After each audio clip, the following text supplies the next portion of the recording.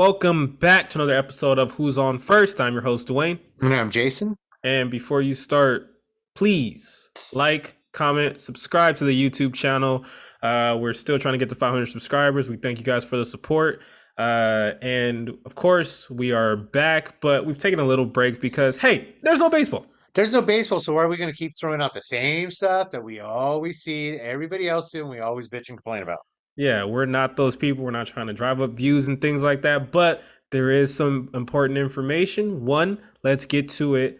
The Dodgers, the speculation, Freddie Freeman. We've already touched on the possibility of Freddie Freeman becoming a Dodger. This was right before the lockout. There was a lot of speculation because of the Braves. It seems like there were issues between the Braves and Freddie Freeman. They didn't want to go to the 6th year of the proposed, I believe, 5-year, $135 million deal that they offered him.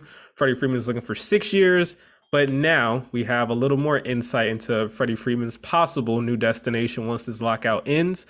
Buster Only has reported that there is a growing belief that Freeman will land somewhere outside of Atlanta. I'm reading this from CBSSports.com. It says that Only included, I think the Braves will move quickly to settle on an alternative and move on to get past the conversation. Freeman is reportedly seeking a 6-year deal. The Braves, for their part, have countered with the 5-year, $135 million proposal. For comparison's sake, Paul Goldschmidt signed a 5-year deal with the St. Louis Cardinals in 2019 for $130 million, right? So I just wanted to touch on this because we've already been saying that Freeman's going to be a Dodger, right? So I'm not going to hit you with the, hey, do you think Freddie Freeman is going to be a Dodger? To me, it's a done deal, all right? For people who are Dodger fans, or if you haven't known, there was a report that basically Dave Roberts, before the lockout, he said that he talked to a player about coming on. So all the speculation is leading that there's only probably 2 people that could be. One being Correa, which I think if that was, it would have probably already been out by now. The other being Andrew Heaney. No. The other being Freddie Freeman. I just want to get your thoughts on the Braves. Essentially, the Braves losing out on their franchise player if this does happen.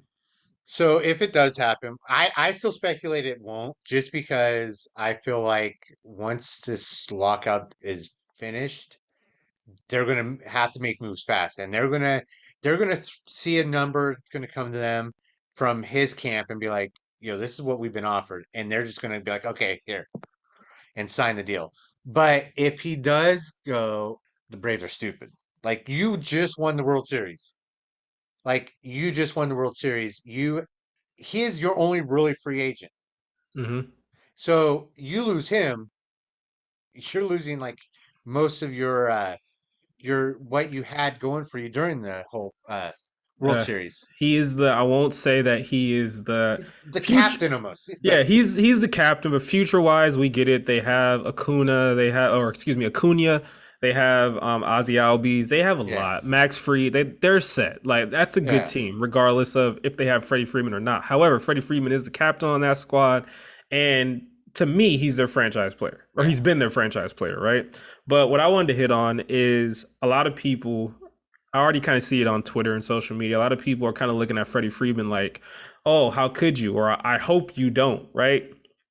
And I want to get something very clear, right? If Freddie Freeman leaves, if he becomes a Dodger, becomes a Yankee, whatever, right? The Braves are to blame for this. Just like old school WWF, Vince McMahon, Bret screwed Bret. Screw Bret Hart. I truly believe that Bret Hart screwed Bret Hart. And he can look in the mirror and know that. The Braves screwed the Braves in this situation. It's clear that Freddie Freeman most likely wanted to end his career in Atlanta. He's been there his whole entire career. He's been not only a stalwart for that franchise, but he's literally been all they had for a while until Acuna and other pieces were developed and came up. The Braves were pretty much Freddie Freeman and the cast of whoever was behind Freddie Freeman. Now we have them winning the World Series, and it seems like they're playing hardball with their franchise player. And I wanted to highlight this because a lot of people seem to always feel like because a player came up with the team that they're supposed to have this loyalty, right? Yeah, it's a business. Right.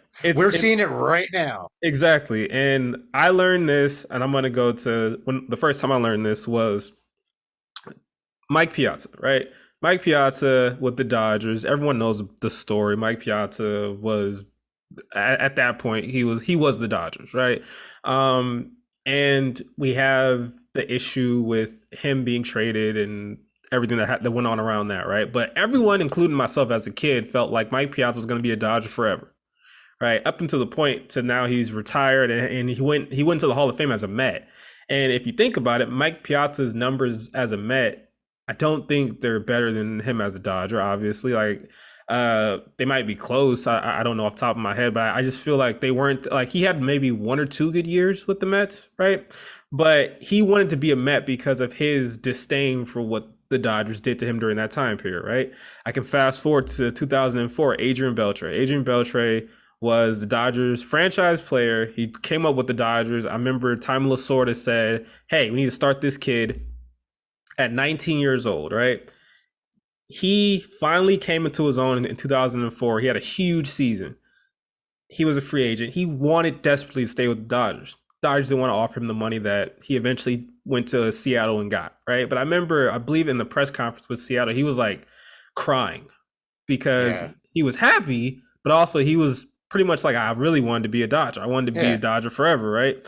And of course, history is history. Agent Belcher became, and he will be, a Hall of Famer, right? He had an amazing career.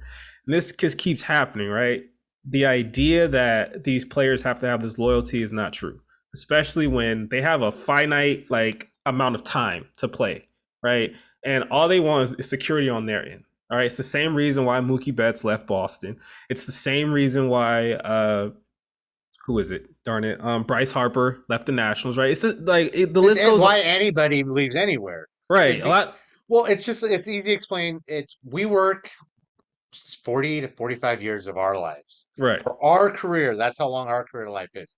Their career life's 10 to 12 years, of course, If that. if they're lucky enough. Right.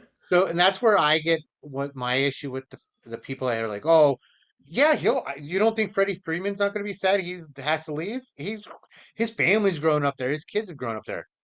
But you also got to remember this is a business, and if the team that brought you up and you've done so much for them in the community is going to shit on you, then guess what?